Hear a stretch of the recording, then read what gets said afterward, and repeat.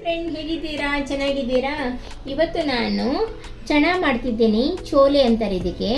ಅದಕ್ಕೆ ಬೇಕಾಗಿರೋದು ಒಂದು ಟೊಮೊಟೊ, ಮತ್ತು ಒಂದೂವರೆ ಈರುಳ್ಳಿ, ಸ್ವಲ್ಪ ಕಸ್ತೂರಿ ಮೆಥಿ, ಒಂದು ಹಸಿಮೆಣಸಿನ್ಕಾಯಿ ಇಟ್ಕೊಂಡಿದ್ದೀನಿ, ಬೆಳ್ಳುಳ್ಳಿ ಶುಂಠಿ ಇಟ್ಟಿದ್ದೇನೆ, ಸ್ವಲ್ಪ ಹುಳಿ ನೀರು ಇಟ್ಕೊಂಡಿದ್ದೇನೆ.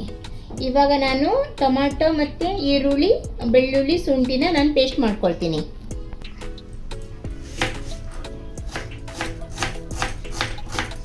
ಟೊಮೊಟೊ ಈರುಳ್ಳಿನೆಲ್ಲ ಒಂದ್ಸಲ ಪೇಸ್ಟ್ ಮಾಡ್ಕೊಳ್ಳೋಣ.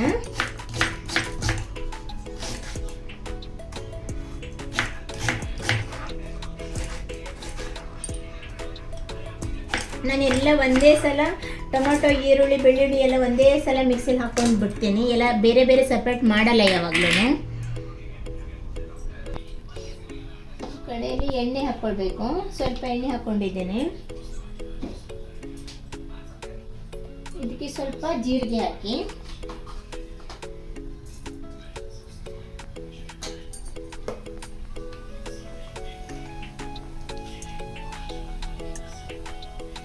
ಆಮೇಲೆ ಕಸ್ತೂರಿ ಮೆಥಿ ಹಾಕೊಳ್ಳಿ. ಇವಾಗ ಈರುಳ್ಳಿ ಟೊಮೊಟೊ ಪೇಸ್ಟ್ ಹಾಕ್ಕೊಳ್ತೀನಿ.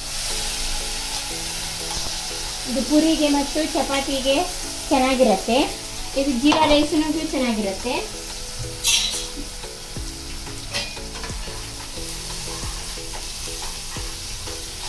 ತುಂಬ ಸ್ವಲ್ಪ ಫ್ರೈ ಮಾಡ್ಕೊಳ್ಬೇಕು ಚೆನ್ನಾಗಿ ಮಸಾಲೆ.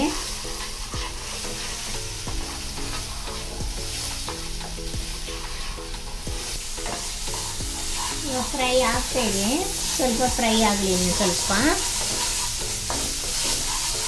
ಇದು ಈರುಳ್ಳಿದು ನೀರಂಶ ಒಣಗಿದ ಮೇಲೆ ಮಸಾಲೆ ಹಾಕೊಳ್ಳೋಣ. ಇದಕ್ಕೆ ಇವಾಗ ಇದಕ್ಕೆ ಮಸಾಲೆ ಹಾಕೋಣ. ನಾನದು ಚೆನ್ನಾಗಿ ಬೇಯಿಸುವಾಗ, ಕಡಲೆ ಬೇಯಿಸುವಾಗ ನಾನು ಉಪ್ಪು ಹಾಕಿದ್ದೇನೆ. ಅದಕ್ಕೆ ನಮ್ಮ ಮಸಾಲೆಯಲ್ಲಿ ಸ್ವಲ್ಪನೇ ಉಪ್ಪು ಹಾಕ್ತೇನೆ. ಆಮೇಲೆ ಸ್ವಲ್ಪ ಹಳದಿ ಪೌಡರು, ಆಮೇಲೆ ಸ್ವಲ್ಪ ಮೆಣಸಿನ ಪೌಡರು, ಆಮೇಲೆ ಚಣಾ ಮಸಾಲ ಸಿಗತ್ತೆ ಎವರೆಸ್ಟು, ಅದು ಹಾಕಿದೆ ನಾನು. ಆಮೇಲೆ ಹಸಿ ಮೆಣಸಿನಕಾಯಿ ಹಾಕ್ಕೊಂಡು ಬಿಡೋಣ ಇದಕ್ಕೆ.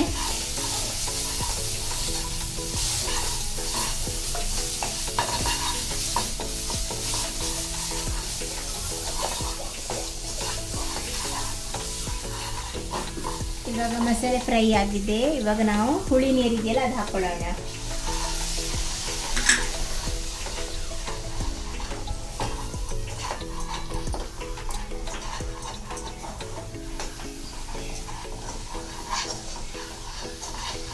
ಸ್ವಲ್ಪ ಚೆನ್ನಾಗಿ ಫ್ರೈ ಮಾಡ್ಕೊಳ್ಳೋಣ ಇದರಲ್ಲಿ. ಇವಾಗ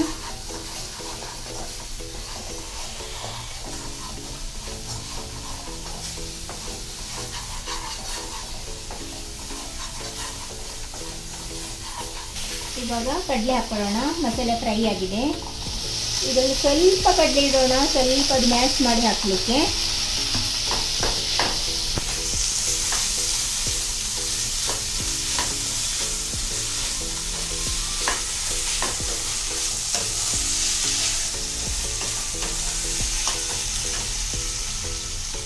ಇವಾಗ ಇದು ಸ್ವಲ್ಪ ಚೆನ್ನಾಗಿಟ್ಟಿದ್ದೀನಲ್ಲ, ಸ್ವಲ್ಪ ಇದು ಚೆನ್ನಾಗಿಟ್ಟಿದ್ದಿಲ್ಲ, ಅದನ್ನ ಸ್ವಲ್ಪ ಹೊತ್ತಿಗೆ ಮ್ಯಾಶ್ ಮಾಡ್ಕೊಳ್ಳಿ. ಯಾಕಂದರೆ ಅದು ಸ್ವಲ್ಪ ಗ್ರೇವಿ ತಿಕ್ಕಾಗಿ ದಪ್ಪಾಗಿ ಆಗತ್ತೆ ಸ್ವಲ್ಪ.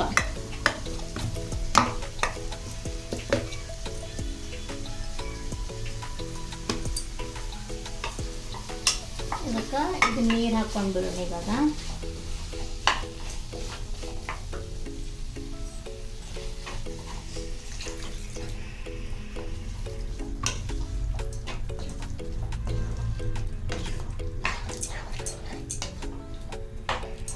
ನೀರು ಹಾಕ್ಕೊಳ್ಳೋಣ. ಯಾಕಂದರೆ ದಪ್ಪ ಆಗ್ತಾನೆ ಹೋಗುತ್ತೆ. ಯಾಕಂದರೆ ಚೆನ್ನಾಗಿ ಇದು ಮ್ಯಾಶ್ ಮಾಡ್ಕೊಂಡಿದ್ನಲ್ಲ ಸ್ವಲ್ಪ, ಹಾಗಾಗಿ ಅದು ತಿಕ್ಕಾಗ್ತಾ ಹೋಗುತ್ತೆ ಬಾಯ್ಲ್ ಆದಮೇಲೆ.